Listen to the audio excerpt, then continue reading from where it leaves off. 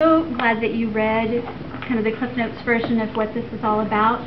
I think the name of it sounds so compassionate. I mean, how many of us would not want to die with dignity? But I think when you actually read the meat of what's contained in it, this ballot initiative is confusing. Well, I'll just get into what I think about it, and maybe you'll see what I'm talking about.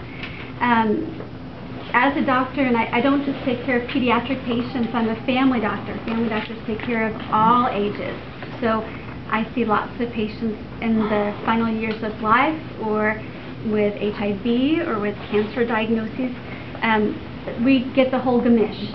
I think that one of the reasons that the Massachusetts Medical Society has come out against this ballot initiative, and that represents physicians of so many different political ideas, is because it places your physician and yourself in such a strange position.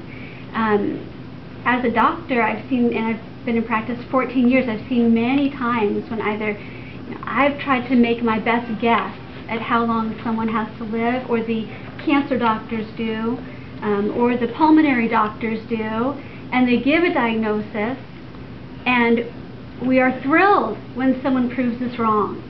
And I see some heads nodding. Probably a lot of us know people where that's been the case.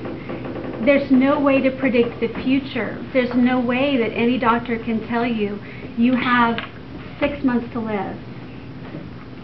Just myself, thinking back over different patients I've had, I remember one gentleman who was in the hospital, this was about 7 years ago, with horrible lung disease. And I work in a practice, there are 4 doctors, and 2 of us were in the hospital with him that day. He was doing so poorly, his family was called in, and we were doing everything we could for him, but we really didn't expect him to make it.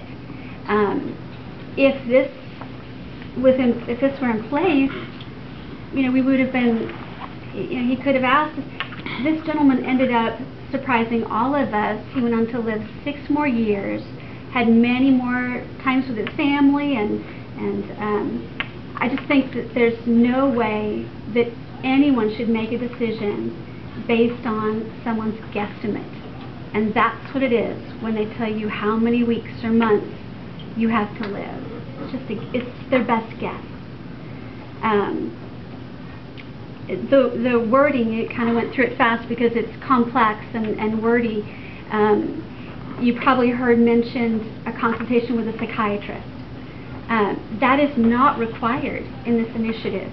So as a doctor, they would be asking me or others to try to say that somebody was not depressed, and that they were competent to make this decision, that they were not being coerced.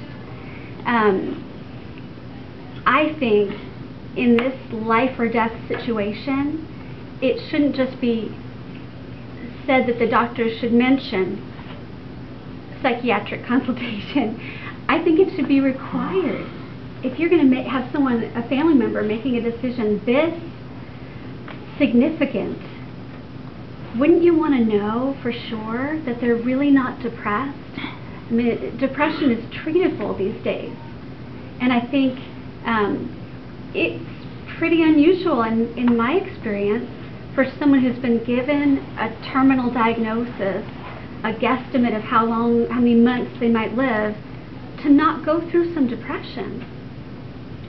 Why shouldn't we be requiring that they get the help they need, so that they can make a decision not based on depression, which can pass?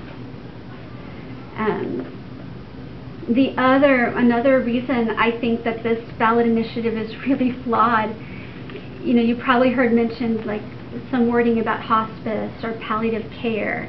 That's also not required. As a doctor, they would tell me that I need to mention, hospice might be available for you, but in no way does that person then get guaranteed access to hospice.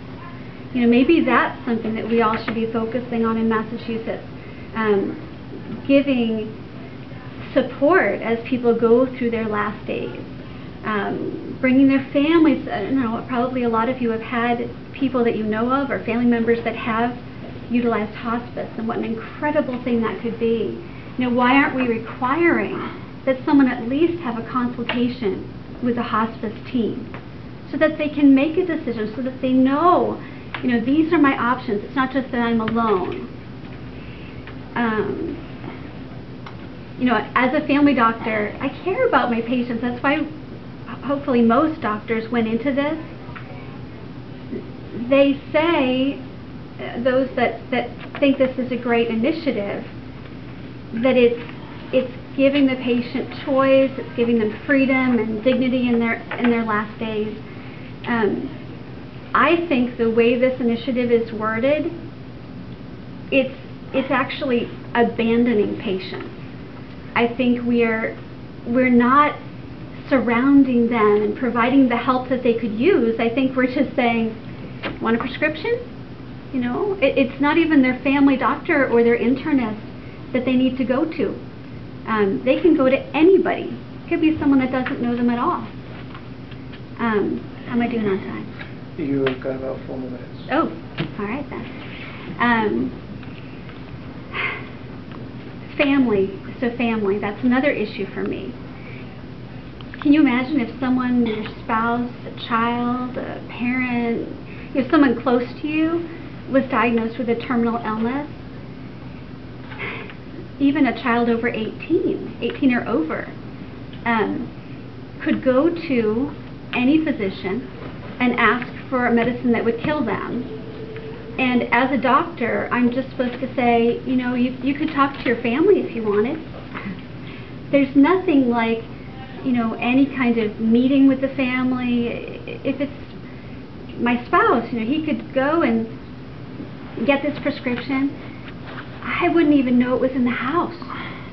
I can't tell you, maybe you have experienced this too, but how many of my patients, something will come up, they've got pain, and instead of calling me, they'll just, it's the weekend, they don't want to bother me, which they know they can, but they'll take someone else's prescription. Honestly, they do, my husband had this and his doctor gave him this, and I just thought I'd take one until I saw you today. There's no safeguards on this prescription. So let's say that someone decided, I want to kill myself, and they went through this process, they got the prescription.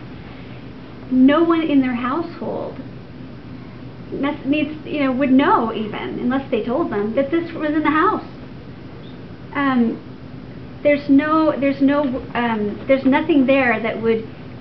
One of the things in the initiative that just makes me kind of is that they're asking the patients not to take this in a public place. Oh my goodness, that's so to me that's so callous. How about, how can we help you? Can we surround you? What kind of support do you need? Can we treat any depression you might have? Can we assure you by talking you through what's going to happen potentially with this disease? How we can make it so you don't have to suffer, how we can make it so you don't have to be in pain. There's nothing like that here. And family don't have to know. You could have in your medicine cabinet, someone passes, you could have in your medicine cabinet something that if you take it, it'll kill you. Or if a family member takes it, it'll kill them. And you wouldn't even know it. There are little things. How much time am I got? 1 minute? Okay, so I have 1 minute thing. As a physician, when I fill out death certificates on my patients, I try to be really accurate. It matters to me that the truth is told. It matters to me for the next generation. And what this initiative does, if we vote yes on it, did you hear it in there? It tells the physician to lie in writing on the death certificate. I wouldn't even mind it as much if it allowed me to put medication taken, 30 seconds, medication taken to end life. But it doesn't. I have to write that they died of their lung disease or of their cancer when they might have lived many, many, many more months. So I think as a physician, that crosses the boundary for me.